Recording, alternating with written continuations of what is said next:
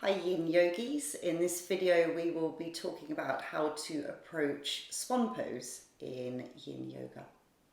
So Swan Pose offers a deep stretch into the buttocks, deep into the buttocks of the front leg, where a group of muscles known as the hip rotators are found, of which the piriformis muscle is one.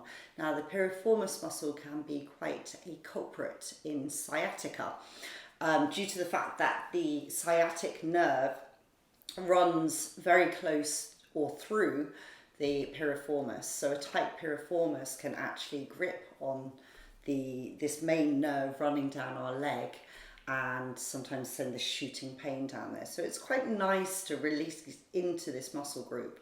We also take a stretch in our inner thighs into the adductors, and we get some level of back release, spinal release through this pose as well. If you're staying a little bit more upright, you may even get a little bit of a front body stretch. So I'm going to show you a few ways to approach this pose. Swan pose, I would say, would be best approached from tabletop position. Now from tabletop position, you want to bring your first leg that you're working with forward, bringing the shin bone as in line with the front of the mat as you can to start, but don't worry if that slides back towards your pelvis in time.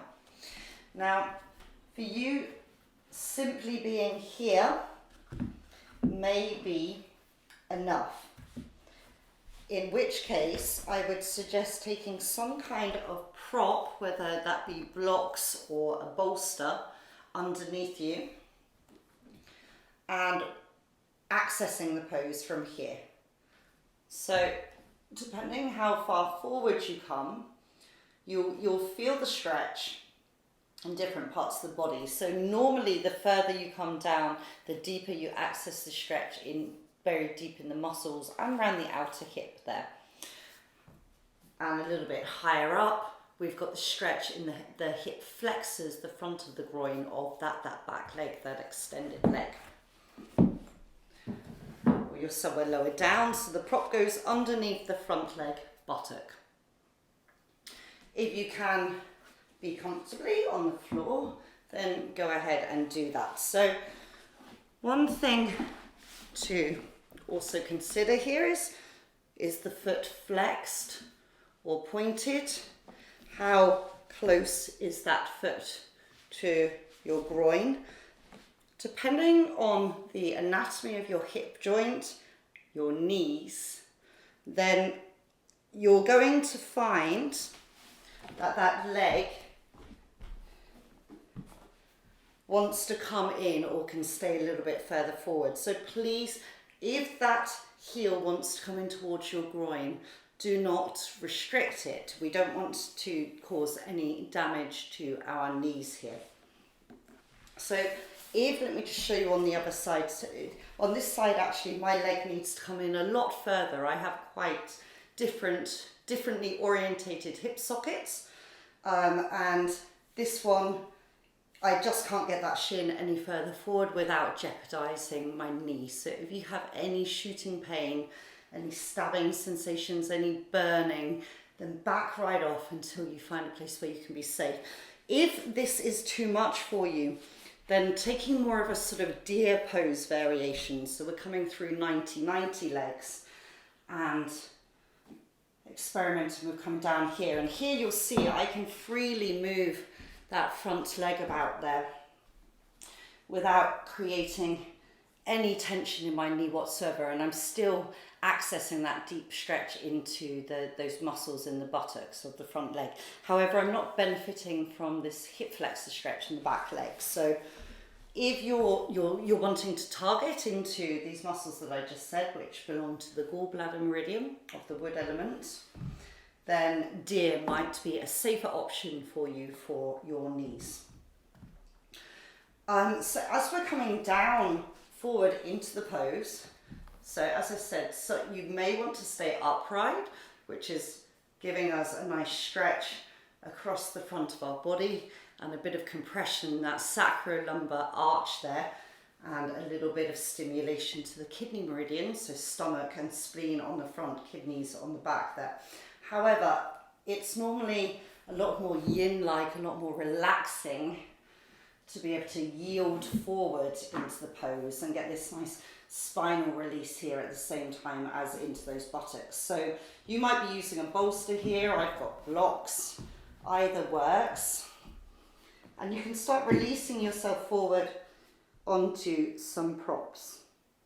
Now, of course, props aren't necessary, maybe for you coming all the way down to the ground, or taking simply a prop for your forehead might be what works for you. And my buttock is just lifting very slightly here of that front leg. So you might want to tuck a cushion or a block or a blanket underneath there to help with that unraveling process that we're trying to access. And you can take some different arm variations in the pose as well. So it can feel quite nice to thread the needle in the pose, taking yourself to one side or the other and noticing how that feels across your back and in these sensations in your outer hip and into your buttocks.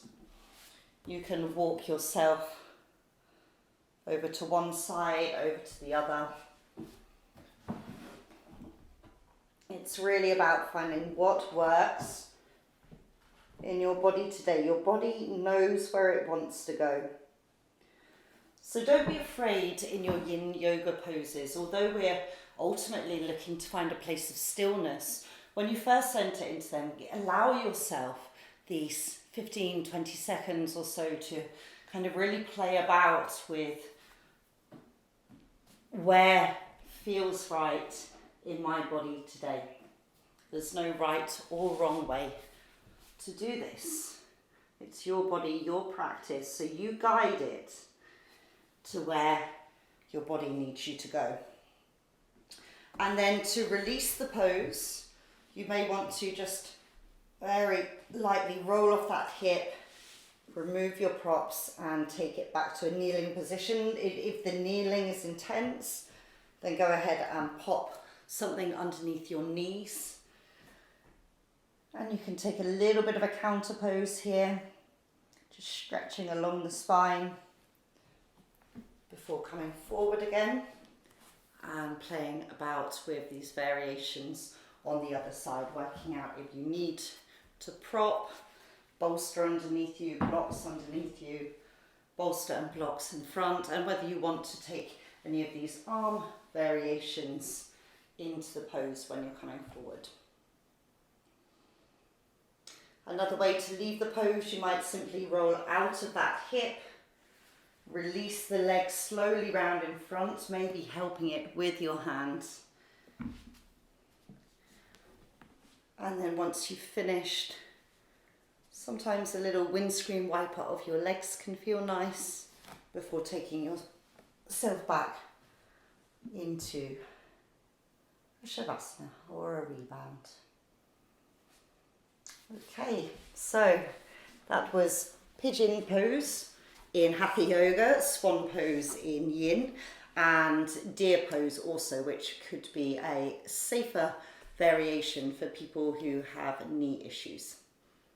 Okay, thank you for watching and namaste. Bye-bye.